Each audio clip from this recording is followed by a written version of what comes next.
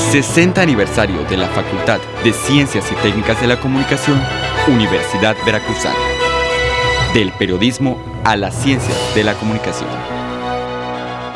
Yo quisiera, en primer lugar, agradecer la generosidad de la doctora Raskin por estar con nosotros el día de hoy.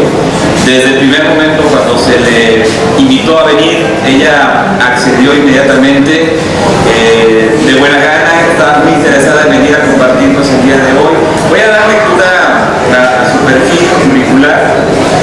La doctora Raskin es doctora en comunicaciones por la Universidad de Iowa, es miembro del Sistema Nacional de Investigadores nivel 1. Sus intereses son la historia cultural veracruzana y mexicana del siglo XX, interesada especialmente en la corriente estridentista y en las vanguardias en general, estudios de género, cine y video, literatura y música regional. Ella es autora de varios libros, entre ellos La aventura estridentista, historia cultural de una vanguardia, que se acaba de editar en México en este año. Otro libro es Mujeres cineastas en México, el otro cine. Ella ha impartido cursos además en la Universidad Estatal de Portland, en la Universidad de Iowa, la maestría en Educación Intercultural de la Universidad Veracruzana y en la Facultad de Historia de la Universidad Veracruzana. Su sede, la sede actual de ella sería el Centro de Estudios de la Cultura y la Comunicación en Jalapa. Y bueno, pues el día de hoy nos acompaña para hablar de cine imaginario, géneros, cuerpo y diversidades en la pantalla. Cedo la palabra a la doctora Raskin y vamos a agradecer su presencia.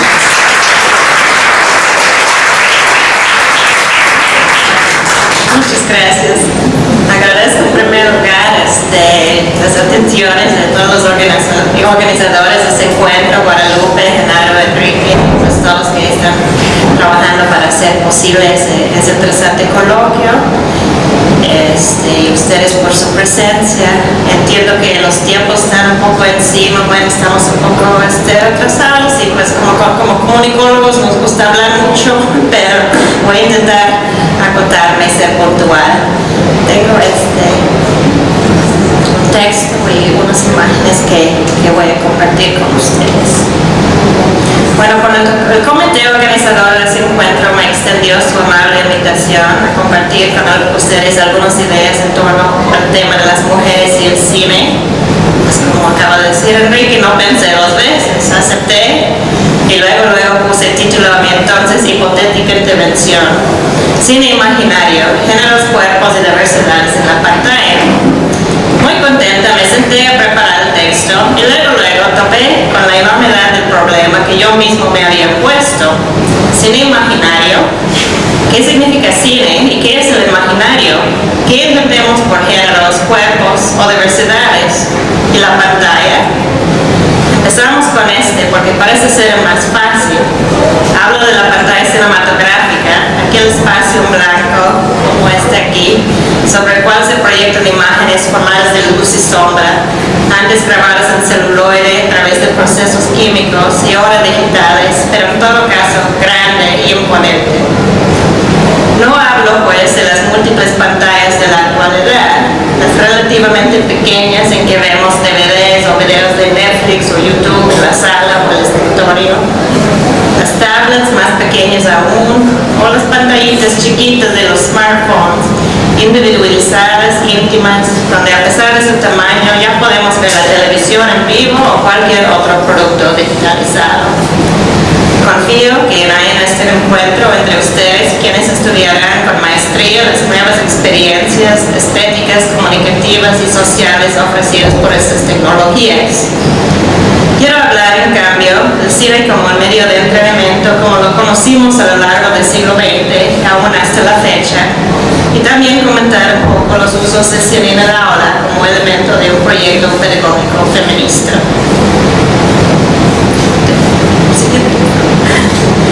Cine imaginario, cómo el cine construye los imaginarios sociales. Aunque mi propósito es hablar de prácticas sociales en torno al cine, empiezo por retomar la propuesta de Christian Metz, algo que me viene a la mente últimamente y quería revisitar aquí, ¿no? Respecto a lo que él llamaba el significante imaginario, Pionero de la teoría fílmica psicoanalítica, Metz tomó de Jacques Lacan la lectura de la etapa del espejo, en cual el niño apenas empieza a reconocer la separación entre el yo y su entorno, el yo y el otro, y muy en particular el yo y su madre. El confuso reconocimiento de esta separación es necesario para el crecimiento psicológico del ser humano y es parte de nuestra evolución natural. Sin embargo, sufrimos cierta regresión al entrar a la sala de cine, ese espacio oscuro y reconfortante, espacio donde la gente se reúne, socializa, se enamora, etc. Y no obstante, una vez apagadas las luces, se hace un espacio íntimo que se presta a una relación intersubjetiva entre el espectador y la pantalla. Desde la perspectiva lacaniana, la pantalla sustituye no solo el espejo, sino, como agregaría otro teórico, Robert Irwin, el pecho materno, nutriendo nuestro inconsciente, convirtiéndose en el escenario privilegiado de nuestros sueños, placeres, miedos y deseos. En los años 70 y 80, la perspectiva psicoanalítica tenía enorme influencia en los estudios cinematográficos y a la vez abrió paso a la intervención feminista, también en un momento importante de su historia. Siguiente foto. En su clásico ensayo de 1975, Placer visual y cine narrativo, Laura Mulvey planteó el problema de género con respecto al cine hollywoodense, con sus protagonistas varones, sus mujeres tipo femme fatale y la necesidad narrativa de la conquista de la femme fatale por el héroe, convirtiéndola con la complicidad del aparato productor en objeto fetiche de consumo y por consecuencia el espinoso problema de la identificación. Es decir, cuáles son las implicaciones de la identificación para el espectador varón o para la espectadora femenina. Si la mujer en el cine es obstáculo, fetiche y espectáculo, será posible una posición de identificación para la espectadora que no le convierte en víctima ni en victimario de un régimen visual claramente patriarcal. Estoy, por supuesto, simplificando puramente los argumentos de Metz, Irwin y Mulvey en torno a los procesos de identificación del cine clásico. Sin embargo, son referencias claves que, a pesar de haber sido cuestionadas, son interesantes precisamente por las preguntas que han generado a través del tiempo. Desde el mismo feminismo y luego los estudios queer se ha buscado otras maneras de entender el papel activo del espectador o espectadora en el proceso de construir significados en el cine. Un ejemplo importante siendo el camp, o lo que José Esteban Muñoz llama desidentificación, en que la persona recibiendo el mensaje fílmico recibe, pero a su manera. Por ejemplo, un joven gay que identifique con una flamante diva de Hollywood, identificación que subvierte la narración original y a lo largo puede intervenir en la formación de no solo un adulto con inclinaciones afectivas no normativas, sino toda una comunidad basada en parte en estas experiencias compartidas de reescritura de imágenes culturales dominantes. Para decirlo de manera corta, no es que chupamos las construcciones de género presentadas en la pantalla como si fueran verdad la teta de la mamá, sino que pasamos por procesos complejos de interpretación y negociación con la cinta, sus imágenes, sus sonidos y sus personajes. Ahora bien, si consideramos que el contenido de gran parte del cine durante gran parte de su existencia, no podemos dejar de insistir en que este proceso, la construcción de identidades en los imaginarios sociales creados y reforzados por el cine, se caracteriza por un alto grado de violencia. Y esta violencia, cabe subrayar, no es una fuerza abstracta que flota en el aire como condición climática, ni tampoco se puede reducir, a pesar de su omnipresencia en la pantalla, a la condición ontológica de luz y sombra. La violencia, si buscamos la definición de la palabra en el diccionario de la Real Academia Española, tiene 4 aceptaciones. 1. Cualidad de violento. 2. Acción y efecto de violentar o violentarse. 3. Acción violenta o contra el natural modo de proceder. 4. Acción de violar a una mujer. Llama la atención, por cierto, el hecho de que en el número 4 la violencia es por definición violencia de género, como si la violación de mujeres fuera de algún modo el estado natural de las cosas, contradicción flagrante con la definición número 3, que caracteriza la violencia como algo contra el natural modo de proceder. Pues al no referirse a la violación de niños o hombres, que también pasa, sino exclusivamente a la de mujeres, la definición 4 efectivamente naturaliza esa dinámica desigual de poder representado e infligido en los cuerpos sexuales, cuerpos con género femenino. De hecho, la definición de la violencia provista por el diccionario no refiere explícitamente al cuerpo. Estamos, según la Real Academia, ante un fenómeno que por un lado es violento y va en contra de la naturaleza, pero por otro aplica de manera especial a una naturaleza específica la esencia genérica indicada por el término mujer. ¿Acaso, pregunto, esas definiciones, algo extrañas en su circularidad, nos pueden ayudar a aclarar mucho de lo que hemos visto los espectadores asiduos de la pantalla grande toda la vida en el cine? Con eso nos acercamos a la violencia como parte de la llamada educación sentimental, que han estudiado escritores como Carlos Monsiváis con una suerte de amor y odio, o mejor dicho, crítica aguda combinada con cierta nostalgia. Pero antes de considerarla así, es preciso volver al concepto ausente del diccionario, pero necesario para la ejecución de los actos violentos, es decir, el cuerpo. Como en Veracruz sabemos demasiado bien, la violencia se ejercita en, sobre y contra cuerpos materiales, cuerpos de seres vivos o alguna vez vivos, golpeados, inertes, mutilados, torturados, violados, expulsados del reino deseado de la paz y la tranquilidad. Cuerpos que importan o que no importan según los criterios de quién. Sus asesinos, las familias, las autoridades, los medios de comunicación, la sociedad entera. El término cuerpos que importan viene del libro de ese título de la filósofa Judith Butler, que en él intenta hacernos ver que cuando hablamos de la construcción social del sexo o la del género, que no es lo mismo, no estamos hablando de prácticas meramente externas como ponerle rosa a la niña y azul al niño, sino que los procesos sociales de identificación y también de desidentificación nos producen como seres materiales, con sexo, o sea, como cuerpos. La misma sociedad determina cuáles son los cuerpos que importan y cuáles son desechables. Por ejemplo, el bebé intersex, que no cabe en las categorías de varón y mujer, ni siquiera en las aparentemente elementales de macho y hembra.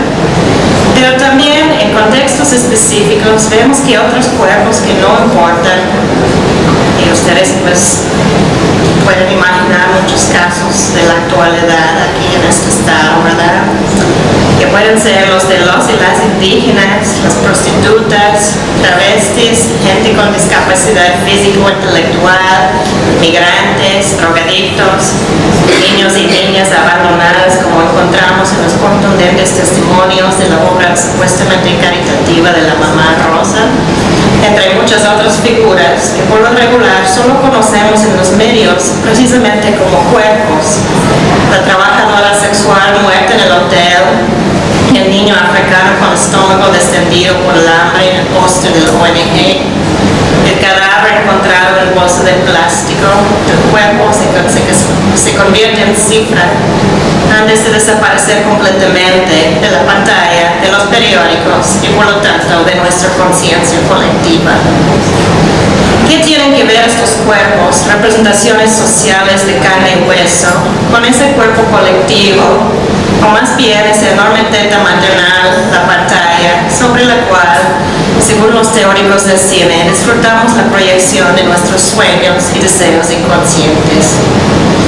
Nuevamente insisto sobre la relevancia de la teoría feminista respecto a los distintos modos de ver, escuchar, entender y sentir las películas. Que no todo es interpelación exitosa, la mamila que nos cae en la boca o la jeringa que nos inyecta con ideas o ideologías externas. Como espectadores somos creadores, desde nuestra subjetividad elegimos o erigimos identificaciones y desidentificaciones que nos permiten a veces placeres supersivos, a veces visiones críticas que incluso nos llevan a una negación radical y paradójicamente productiva. Es en este sentido que quiero compartir con ustedes un fragmento de un cortometraje hecho por Marcela Fernández Violante, creo que sí, como parte de un proyecto colectivo para conmemorar a fines del siglo XX los 100 años del cine en América Latina. La aportación de Fernández Violante lleva un título que no me parece nada casual, de cuerpo presente. Este término, que refiere a una práctica funeraria, se ocupa de manera irónica para desarrollar, con la ayuda de la estupenda edición a manos de la también cineasta Jimena Cuevas, una mirada contundente hacia la justificación de la violencia de género que ha presentado el cine mexicano pues en su llamada época de oro y también a lo largo de su existencia. Vamos a ver así un cachito nada más.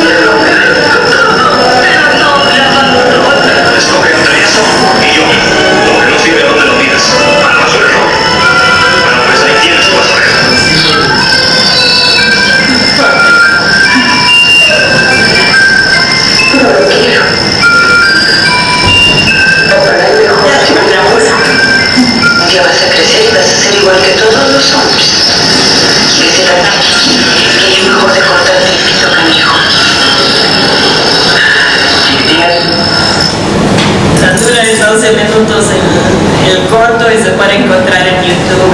Siguen ese línea de editar, hacer el tejido de toda la violencia de los diferentes tipos de violencia que vemos en el cine mexicano, que tiene mucho que ver con lo que dijo hace rato el doctor Galindo respecto a esa normatividad de golpear lo normal, ¿no? Golpear más de normal o menos de normal, pero hay una normatividad ahí de violencia muy aparente en ese análisis crítica del cine mexicano. Bueno, con este como fondo,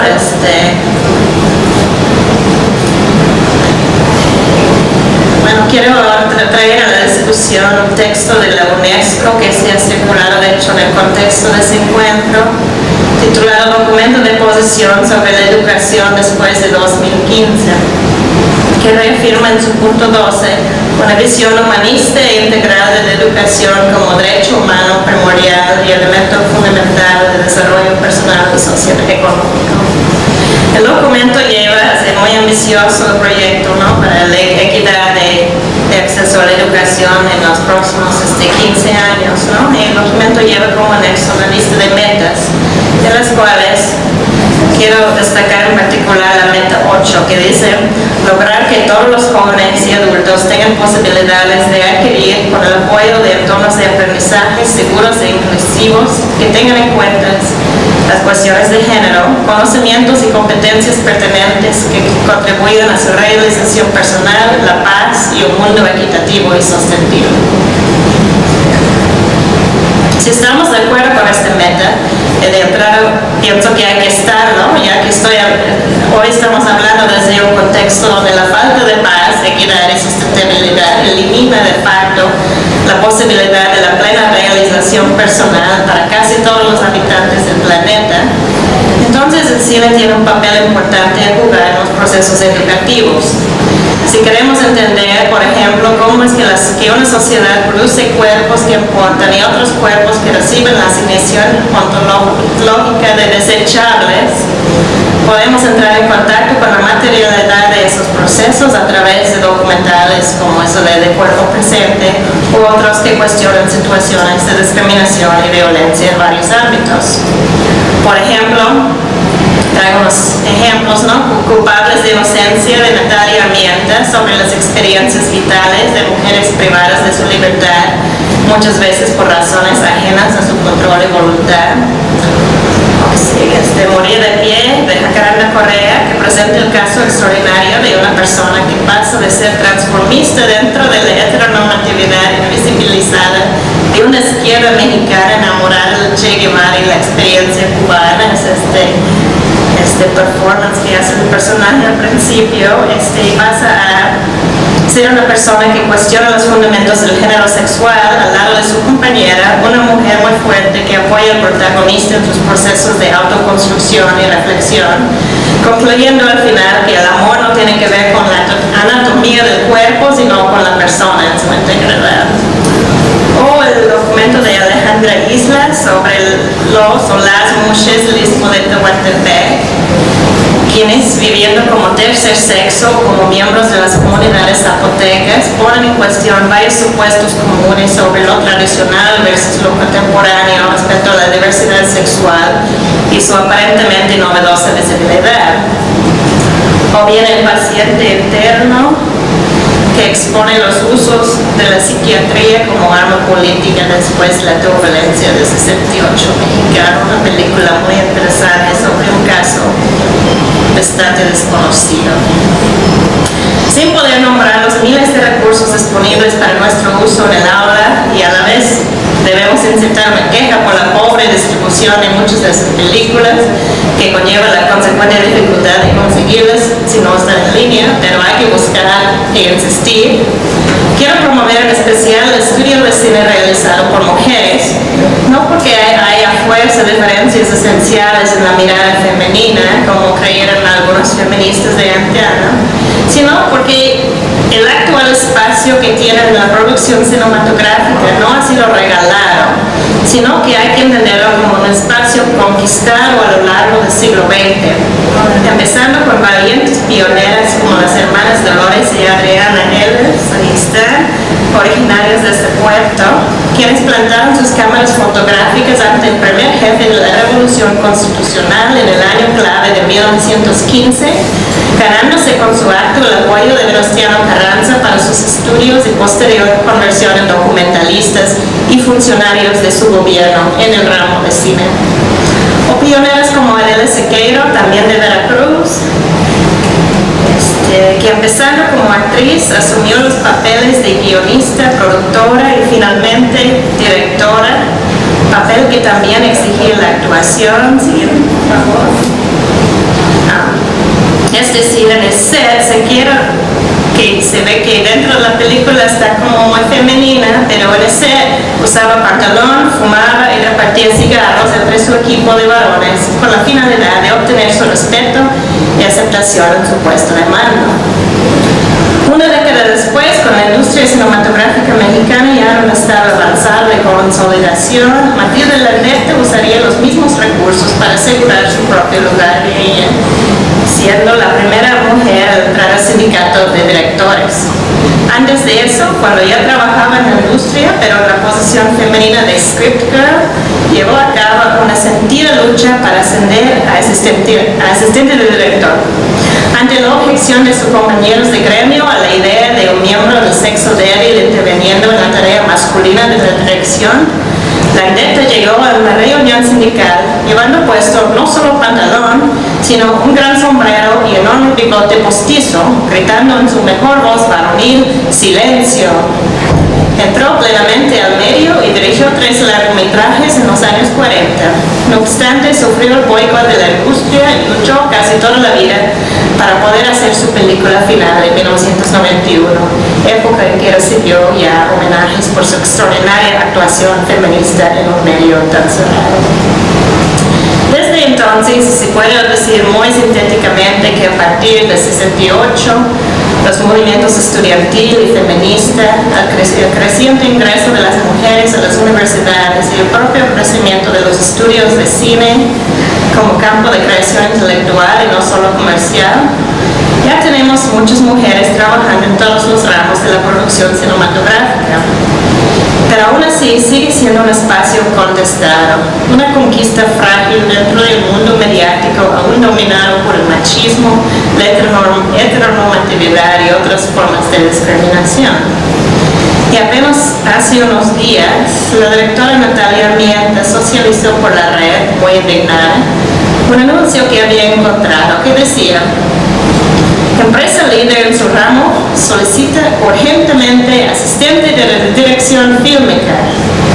Y después de nombrar requisitos no menores como licenciada en ciencias de la comunicación, administración o afín, escribió las siguientes tareas: acompañar al director a grabaciones y eventos, vive cerca de Coyoacán, importante, muy guapa, muy presentable, no fumar, preferente 25 a 30 años, seco office 80%, género mujer.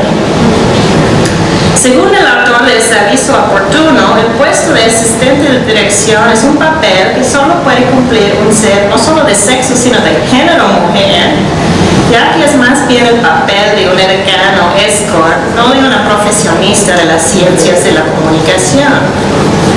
Y aún suponiendo que no todos los productores piensan que el papel de las mujeres en el cine se limita a ese puro trabajo decorativo, debemos darnos cuenta de que si vamos a tomar en serio las propuestas de la UNESCO en torno a la necesidad de ofrecer entornos de aprendizaje seguros e inclusivos que contribuyan a su realización personal, la paz y un mundo equitativo y sostenible, también tenemos que fomentar una cultura laboral y una sociedad en que estas metas tengan sentido.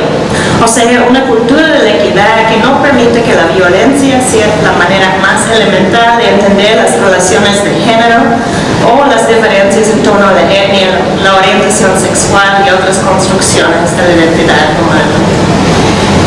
La diversidad que se puede ver en el cine hoy en día, de la cual les he dado solo una pequeñísima muestra, o ni eso, un señalamiento apenas, pero un señalamiento hacia un mundo muy rico, variado y accesible, más o menos a través de las nuevas tecnologías y circuitos alternativos de producción y distribución. En esta diversidad, que no es ni resultado de la globalización ni del mercado, sino que constituye un espacio conquistado a través de duras y valientes luchas, llevadas a cabo por hombres y mujeres y seres de cuerpo presente en todos los sentidos de la palabra. Ahí están las semillas de una verdadera esfera pública democrática. Muchas gracias.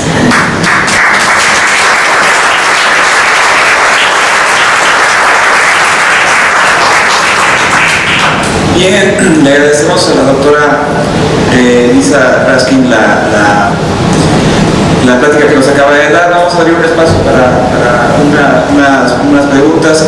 Noto que en el auditorio la mayoría es femenina, así que deben existir preguntas sobre su disertación.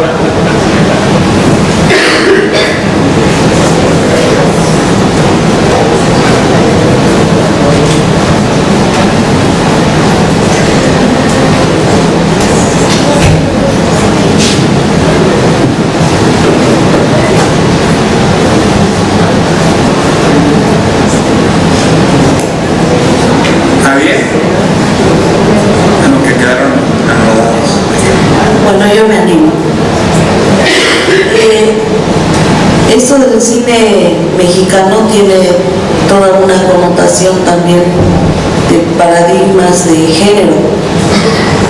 Este paradigma que prevaleció muchos años acerca de pues la mujer, sobre todo en los fines de los 40, una mujer que si se dedicaba a la vida galante, pues ya estaba así como que ya con ese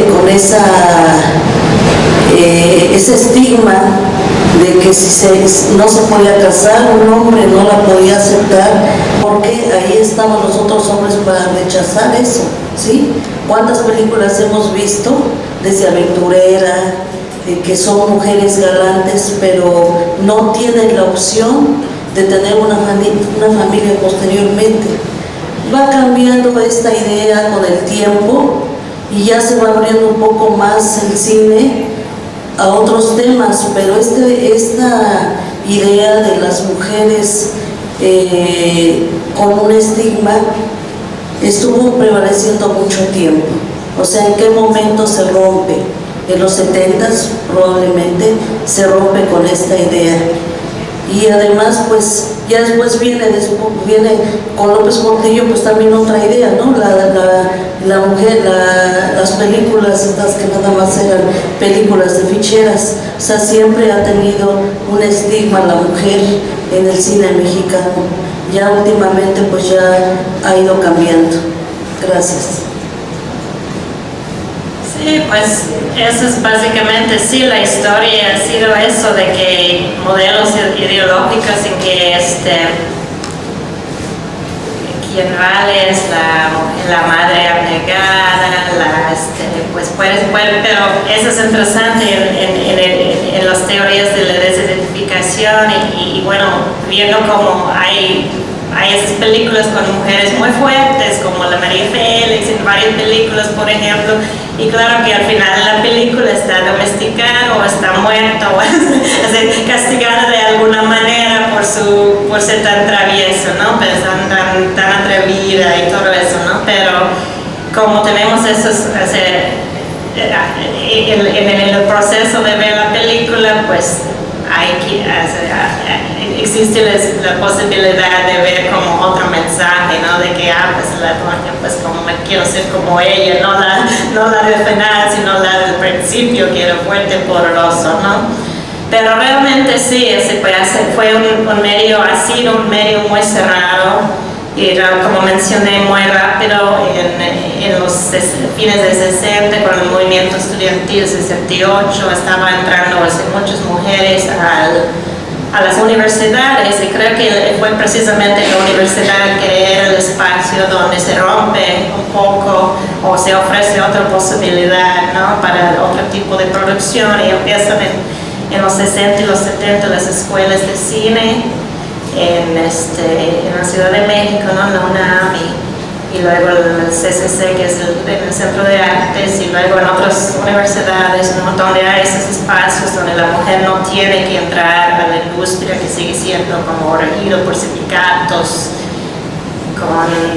con ideas muy cerradas, ¿no? Muy machistas en muchos casos, y pues ya surgen a fines de los años 80 una generación de mujeres cineastas, que es lo que analizo en mi libro, que intentan sí presentar otros tipos de narrativos, otras historias, y siguen siendo muy marginadas, ¿no? Hay una directora, Busi Cortés, que dirigió la primera película con largometraje como contemporánea de mujeres, que era El secreto de Romelia, y se sigue el ramo de la docencia, pero ha sido muy difícil para que ella siga en la producción cinematográfica, o la misma María Novaro, que hizo Danzón, así con ese gran éxito, va a ser en Veracruz, conocido internacionalmente por esa película Danzón, pero ella no ha seguido así como con mucha producción de alto perfil, como digamos, ¿no? Sí, sigue siendo un medio muy difícil, y creo que con la nueva ola de directores, bueno, han sido varias olas de varios booms de directores nuevos, de jóvenes, de nuevas ideas y todo, pero las mujeres sí quedan al margen, y es algo como extraño, porque están en la producción, están en guiones, están en diferentes ramos como directoras, sigue siendo muy, muy difícil. Bueno, buenas tardes. Principalmente lo que acabo de comentar, nosotros como mujeres, ¿qué podemos hacer para romper esas barreras?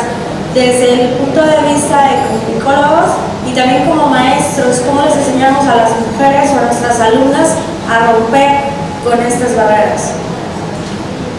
Pues sí, eso pues siento como pesimista cuando veo cosas como el anuncio, el aviso oportuno que cité, donde parece que es una industria que no ha cambiado, que quiere la mujer como adorno, ¿no? Para acompañar al director a las funciones y no sé qué.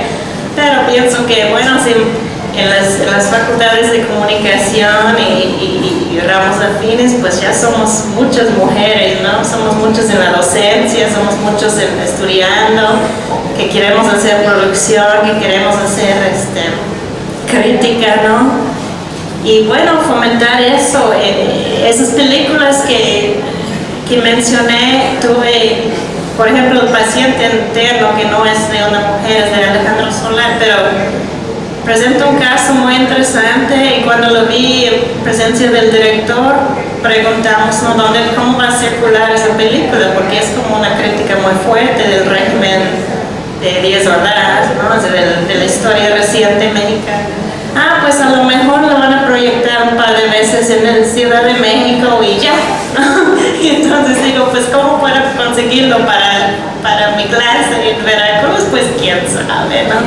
Entonces creo que uno de los grandes retos es eso, la distribución, insistir, como lo bueno de tener la comunicación que tenemos en internet, es que podemos localizar directores y decir, pues queremos ver esas películas, estamos en Veracruz, estamos en Jalapa y queremos hacer esas películas, necesitamos material para nuestras clases, ¿no? Porque queremos pues introducir, pues yo como maestra intento pues introducir, ¿no? Pues sabes qué, chicos, vamos a hablar de género, pero vamos a hablar de travestis y mushes y intersex y todo que ustedes nunca han imaginado en la vida. Y pues se ve que hay cambios, porque ya con las generaciones pues se vuelve más y más y más fácil introducir esos temas, porque hace poco era como que nadie ni había usado la palabra lesbiana, por ejemplo, ¿no? Y creo que haciendo esos pequeños, empujando un poco, pues no vamos a cambiar hacia la industria quizás, pero abriendo esos espacios alternativos donde se puede ver otro tipo de imágenes. Bueno, espero que con eso bueno, ustedes que están estudiando para practicar en los medios de comunicación, periodismo, cine, videografía, todos los ramos comunicativos, pues de no aceptar tan fácil, ¿no? Pues que el jefe es así, te habla de tú y tú le hablas de tú. Entonces las relaciones de poder hay que cuestionarse. Y sé que yo entiendo que no es fácil, ¿no? El periodismo, especialmente en el estado de Veracruz, ¿no? Los medios son muy cerrados, muy caninos, y la dinámica de poder no es fácil cambiar, pero así poco a poco formando redes, ¿no? Pues organizándonos de manera colectiva, no individual, para enfrentar esos tipos de cosas. Sí, van abriendo los espacios. Gracias por Bueno, maestra, yo también quisiera comentar que el Estado también es en gran parte responsable de esta situación. Por ejemplo, en los años 60, ¿verdad? El Estado, con la censura, ¿verdad? La Secretaría de Gobernación, la Dirección de Cinematografía, agarraba y tasajeaba todas las películas, sobre todo donde aparecieran los senos de una mujer, ¿no? Por ejemplo, uno de los que era también culpable, parece ser que pertenecía a ese grupo, que era un crítico cinematográfico muy importante, porque además tiene una historia del cine mexicano la más grande que existe, que es Emilio García Riera. Era de los que se asustaba también, ¿verdad?, de ver los senos de la mujer, y había que cortarlos, ¿no? Entonces eso es también importante, ¿no? Y por último, nosotros tuvimos la fortuna de tener aquí en Veracruz a Busi Cortés, que nos coordinó en la producción de un corto que se llamó La historia de los cines de Veracruz. Busi dirigió El secreto de Romelia, Serpientes Escaleras, y acaba de realizar un documental que ella ha anunciado que pronto seguramente lo veremos en Veracruz. Muchas gracias por esto. Sí, muy rápido. Nosotros impartimos una experiencia educativa que se llama Género e Interculturalidad, y revisando el programa nos damos cuenta que se habla de la violencia física, verbal y psicológica. Hay una que a partir de la ponencia que haces me despierta esta idea de pensar en la violencia simbólica. ¿Qué piensas de eso? Pues sí, la violencia física se hace posible a partir de la violencia simbólica que nos rodea así constantemente. Por eso existe, cuando busqué esa definición de violencia en el diccionario, como que me asombró porque parece como una cosa circular, ¿no? Que existe es natural, pero está en contra de la naturaleza, ¿no? Y es la dinámica que vivimos todos los días. Sabemos, o sea, el problema, bueno, dice el doctor Galindo que el Estado siempre hace todas las situaciones familiares siempre han sido disfuncionales, ¿no? Pero sabemos agudamente en Veracruz hoy en día la cuestión de la violencia es muy presente, ¿no? Muy rayada. Me da cosa dejar a mi hija adolescente salir a la calle o ir a la tienda porque no sabemos si va a regresar, ¿no? Pero me parece que todo eso sí está posibilitado porque esa idea de los cuerpos desechables es presente en los medios más, se prende Televisa y pues la mujer es como un primero tiene que reunir ciertos requisitos, no es indígena, no es vieja, no tiene arrugas, no tiene cara, no sé si tiene cierto cuerpo, no es ni flaca, esa idea de que pues, todo lo que tienes que ser y aún así eres objeto porque está aquí como expuesto, como ¿no? Ya en esos programas que estuvimos viendo en la mañana en el desayuno en Televisa cuando hablan de la farándula y pues hablan así con sus medio vestidos y todo. Así que creo que esos contextos estamos tan acostumbrados que a veces no los cuestionamos, pero si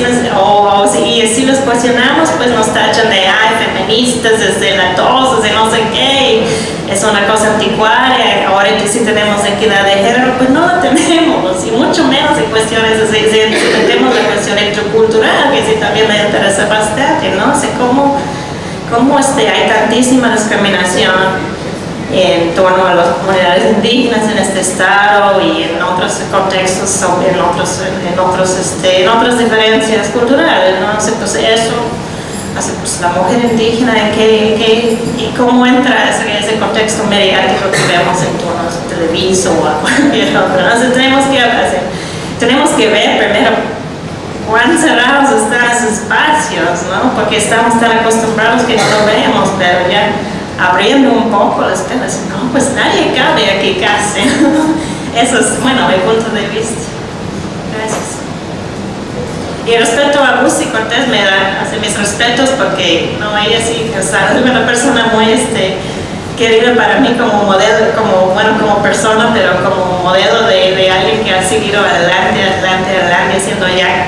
Dice que está cerrado el campo de largometraje de ficción en la industria mexicana, pues voy a seguir con documental y que viene aquí a hacer producción también me da mucho gusto. Gracias por mencionarlo. Bueno, vamos a agradecerle a la doctora Erika Raskin su presencia y su plática el día de hoy, y a nombre de los organizadores del evento queremos entregarle una constancia. Muchísimas gracias, doctora. Gracias.